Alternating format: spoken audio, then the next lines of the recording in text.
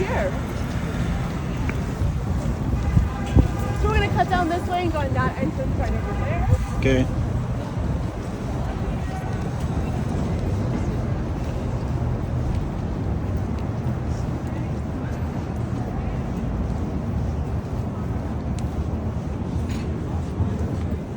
So this space that we're in now, if you look up, you'll see there's like a building on that side, building on that side, building there, building behind us.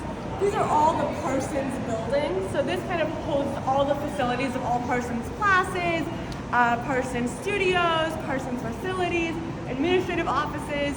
We have a second Parsons building just down 13th Street, closer to 4th Avenue, but that's mainly for graduate or upper graduate classes. So most undergraduate students won't need to see that until their last few years, in which case they'll be introduced to it as time passes. In this building, we have everything from photography labs to studio labs to ceramic labs to the making center, which is where our wood shop and our metalworking is. We have 3D printers in here. We have stop motion studios in here. We have all kinds of things. The only thing not located in the Parsons building is the Parsons Fashion Design Studios, which we'll see over at the University Center across the street. Those are just located in the other building because there's more space and more convenience in having those facilities there. We're gonna head down over there and go up the stairs to the next floor where we'll see the making center and we can talk about the first year at Parsons, kind of what classes are like and some of the facilities we have. The floor is called the making center. What this is kind of down here we just have open space for students to work, to create, to catch up on homework. Sometimes classes that are held out here, especially if they're using like some of the facilities on this floor.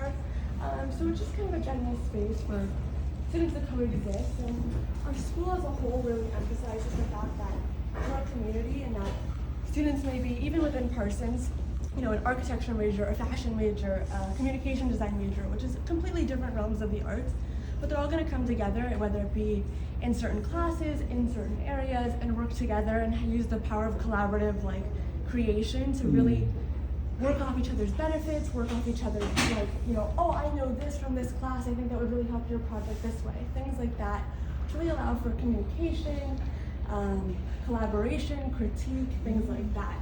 So we have two different kinds of classes here at Parsons and the structure of them. We have the seminar style classes and the studio style classes. Studio classes are particular to Parsons because most Parsons students work in studios, whether it be fashion studios, art studios, whatever. Those studio classes are typically a little bit longer and normally about 12 to 15 students per class. So it's a very small class that kind of meets for about 3 to 4 hours, whether it be once a week or twice a week. Oh, okay. The point of these studios is to not only work on whatever it is that you're working on, but get feedback from your peers, critique each other, be like, okay, I'm understanding this part, but I'm not getting this part. Or like, hey, I think this material would really benefit what you're going for versus this one, or things like that. It's really a space for students to collaborate together and have not only classroom time and space to work on whatever it is they're working on, but professor help, student help, and just like a space to do it in.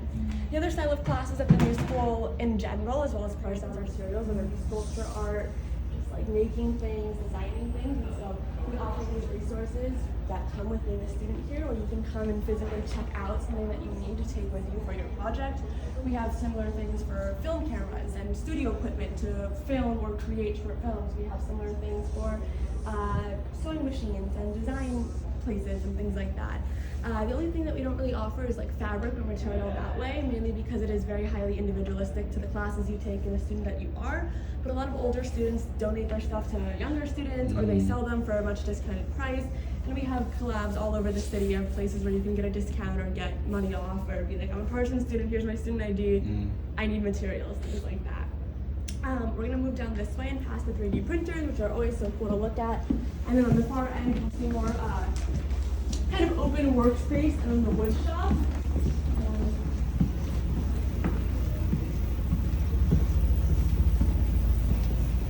So for something like this, which is a 3D printer that requires, you know, some form of technical skill to know what you're doing, it's not even like closed off to people. It's kind of open where you'd have to take a little intro course beginning of the semester to kind of, it'd be a short supplemental thing where you'd spend maybe 3 or 4 hours at the 3D printers learning from the person who runs them, learning from that how to use them, and then you get a like a little sticker of approval on your ID, which allows you to use them for the rest of your time at the new school.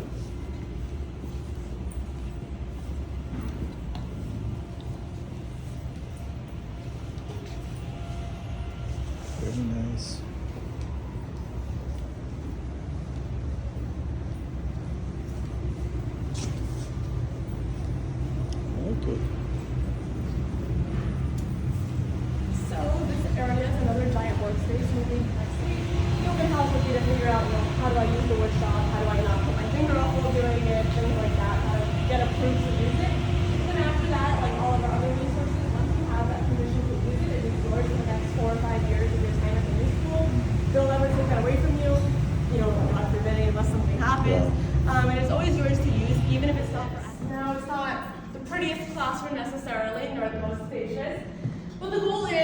We don't need technology, we don't need art, we don't need anything. We just need a table and chairs to sit at to have a conversation. The whole goal of going to Parsons, or any part of the new school really, is that you're going to be getting a robust education based on you, your dedication, your peers and their dedication, and your professor and their dedication. It's a collaborative effort. Really, this is what all the classrooms look like, a bunch of tables in a rectangle, and you all sit here, and you sit right down, and you look at each other, and you make eye contact, and you discuss. And it becomes a little awkward at times, and a little bit, tense, where you're like, oh my god, I have to like speak up and answer a question now, or like make my voice heard. But because classes are so small, usually 18 or under students, it's by like the third or fourth week, you kind of get to know them all. It kind of starts to feel like a high school class again, where it's like, okay, I see these people every other day for every week for the next 6 months. It's like, okay, I get to know them, I'll know the professor, it'll all work. I have a couple intro design courses, so one of those would look like sustainability. So how do I create sustainably, how do I maintain sustainability, things like that. Materiality, how do I work with different types of materials, how do I utilize that? And so it's not general in that it's like very broad, but it's general to the world of design in that you have to take a bunch of different kind of design courses.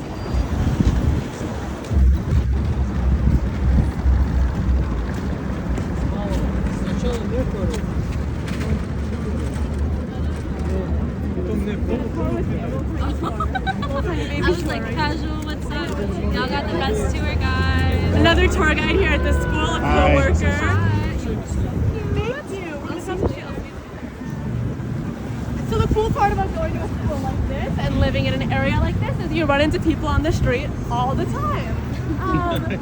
We're not a small school by any means. Our undergraduate population is around 7,000 students, so it is a pretty big population in that you definitely won't see the same person twice or over and over again, but it is in a contained enough area that you will run into those people that you do know as often, once a week, twice a week.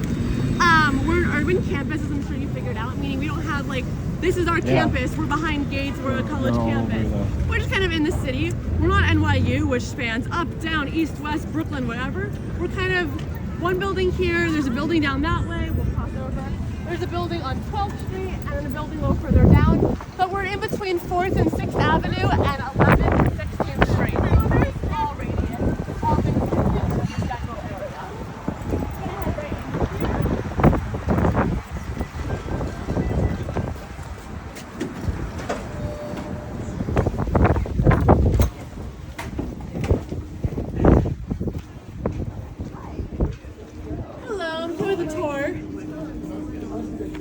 Yeah, if you guys don't mind holding up the guest passage for security. Hang out with those guys. He's the best, isn't he? So we'll pull over here for a second before we get started on this sort of general area.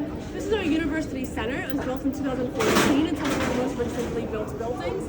It is a general space. I mean, it doesn't belong to one school, graduate, undergraduate. It's not meant for one type of student.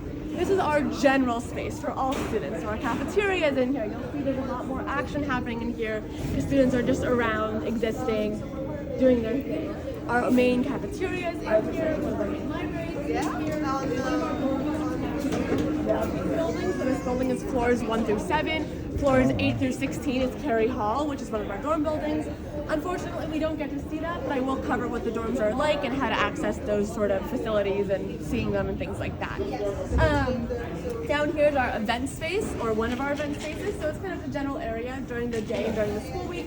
It's places for students to sit, do homework, study, things like that. Sometimes at night or for different clubs, it turns into an event space with these things. Our main auditorium is right around this corner. We might be able to stop into it on our way out if it's open. And we're gonna head down this way, get in the elevator, and go out to the library, and then we'll slowly make our way down to this behind us is our very tiny but very cute school store. All of our other merchandise online. If you're very moved by your visit here at the new school and you really want some Narwhal merchandise, feel free to stop by at any point and get some.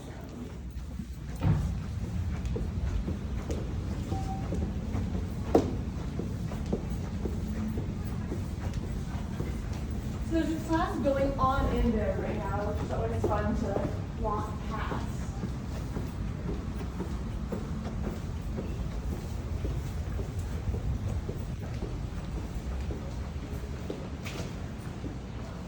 Oh, I'm so sorry to interrupt. Do you mind if I just show these people this classroom very quickly?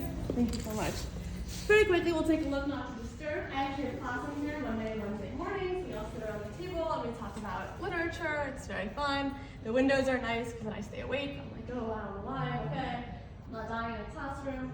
But again, even the bigger classrooms have that similar setup of tables, chairs, and general sitting around and more stuff. We shall exit. And we can make one big loop actually. Every floor in this building loops around onto itself with 2 main staircases.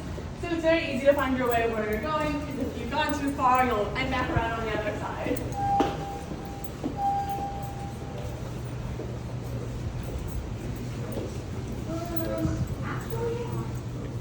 I was actually wrong. This is the one floor where that's not the case, because this is the entrance to the dorms.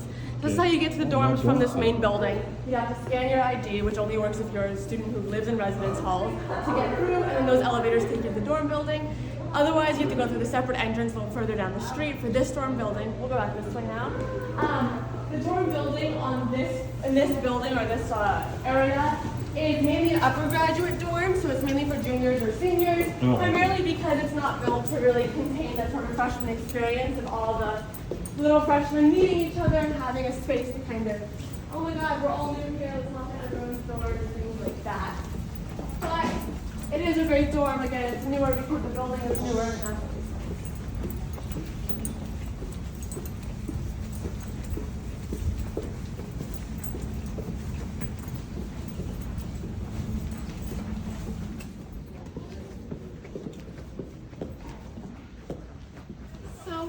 Here before we go into the library, just so I can give you the spiel and so I'm not disrupting the library environment.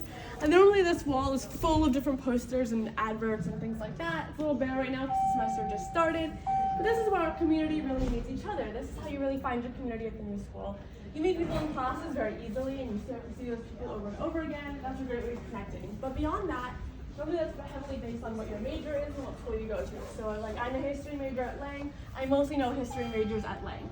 You know your fashion design at Parsons, you mostly know other fashion design at Parsons. But none of us want to stay in that sort of realm of people we go to class with. We all want to meet other people. And so people post things on here all the time, between looking for models, renting for rooms, the radio show we have here at the school, of which I do host a show. I do host a radio show, which is very fun, open mics, things like that. So there's ways of extracurricularly getting involved with the community while also utilizing the artsy type of environment the school has to offer. So these are really cool ways of connecting. It might look a little cheesy to like see an ad and then like go from there about joining a club or meeting people, but it's so worth it because everyone who makes these is genuinely looking for people.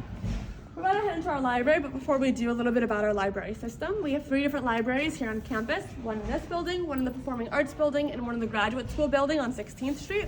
All 3 libraries accessible to all students, no matter what year, major, or school they're in. Libraries are open early in the morning to late at night, and during midterms and finals week, they're all open 24/7, so people like to camp out in there.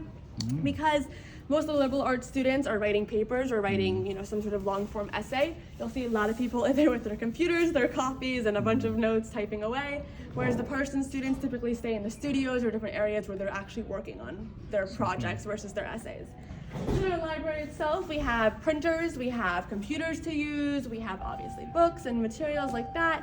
We work in consortium with NYU and Cooper Hewitt, meaning that if you see something you like at NYU or Cooper Hewitt that you want to come here, we can request that book and transfer it over. We also get access to both of their library spaces. So NYU has a giant, 10, 12-story library towards Washington Square Park.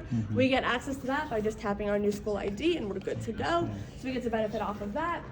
And then the library is just a great space to exist, to sit, to have a quiet space to exist on campus. Again, we are an urban campus, so there's not many places to kind of just be that are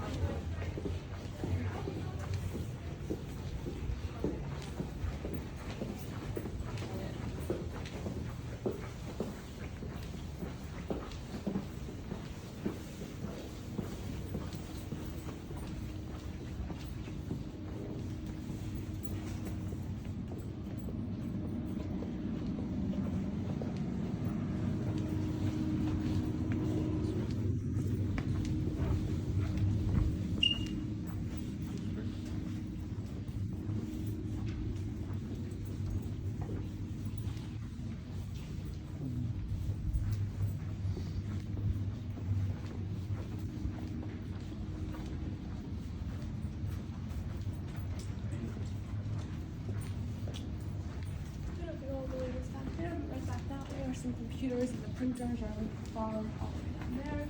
We also have like a space, like a quiet study room over here. Like kabaddi on this side.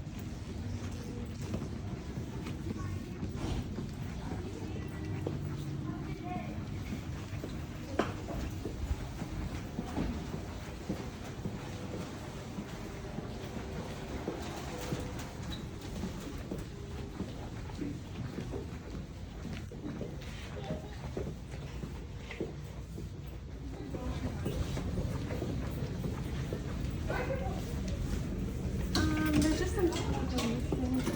Sorry, not interrupting. Just showing them the space really quickly.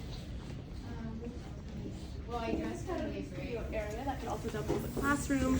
Right now, it's being generally inhabited, as students can do in really any of our buildings. As you can see, there's like sewing machines and areas for people to work, as well as mannequins and things like that. This is the general space, and also during the gyms and finals weeks, these rooms will be open 24/7, which you'll see fashion students just like literally camp out in these rooms and really set up for whatever that is they're working on. So very cool in here. We'll see if we can find another type of room.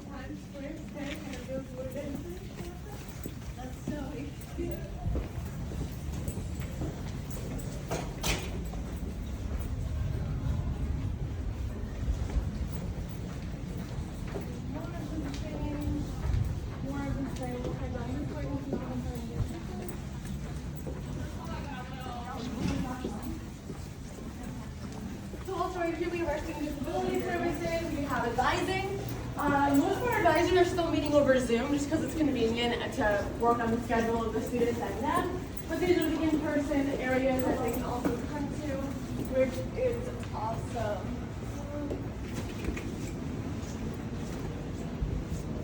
We'll just look in really quickly. I don't want to disturb anyone, obviously. But this is another general space, obviously with the tables and space for student collaboration, so that the students can also actively work with each other or work amongst each other, while also doing their own thing. So it's a pretty cool environment here. The windows, again, make it really nice. You're always like lit up. You always have great space, great lighting. And yeah, all right, we'll head back out after you guys. Okay, thank you. Wait, just so I don't unlock the door. Down this way. All these lockers are storage for Parsons students as well as other students, I believe, but mainly for Parsons students because they do have so much to lug around with them between fabric, materials, projects they're working on, portfolios, all that kind of stuff.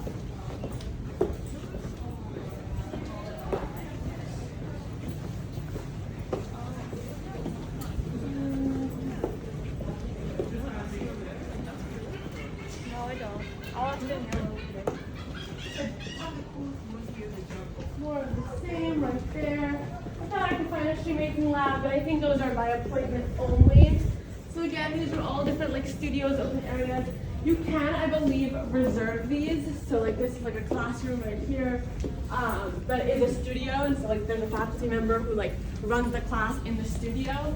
So as opposed to just being an open studio like the other places we saw where anyone can walk in and utilize them, those are like specifically requested for classes or by people for sure.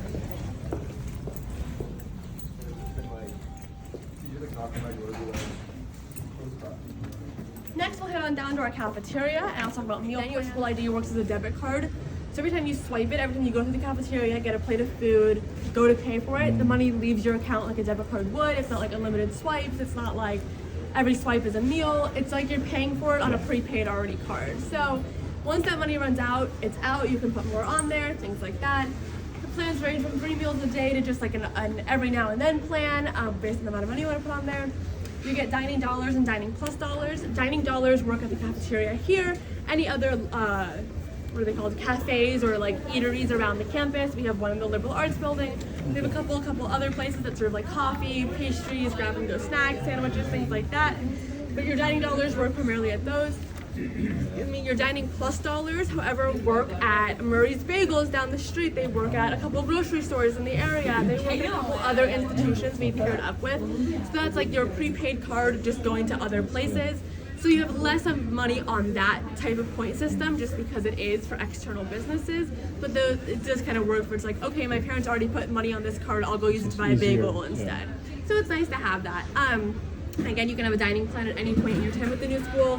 You can, your last year, if you're a senior and you're like, I have 5 classes and I'm on campus all day, every day, I'm gonna get a dining plan. Sorry about that. Of course. Just gonna be on campus all day and that'll be easier. But as a student, like after my first year, I've lived off campus every year since. I felt no need to get a dining plan just because I have my own kitchen. I meal plan my own way. It's nice to have the cafeteria and I can always use like my own credit card here or my own cash here if I'm like on campus and need food. But it's nice to have that. So we'll walk through pretty quickly. We'll pass like where they serve the food and then the general dining area, and we'll just kind of do like a big loop and end up on the other side. Sorry. Just so you can get a feel of what it is. That's such a difference.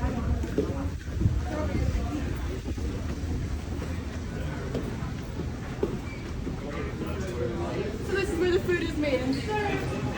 Throughout our entire cafeteria, we offer kosher, gluten-free, vegan, vegetarian, halal, every option that is possible. And the food is actually pretty good too. Sign of approval. Down this side. Nice cafeteria.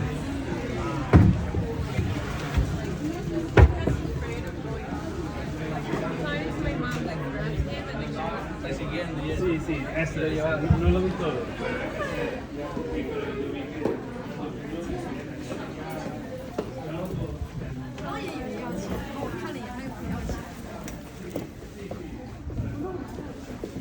So we'll pull over in the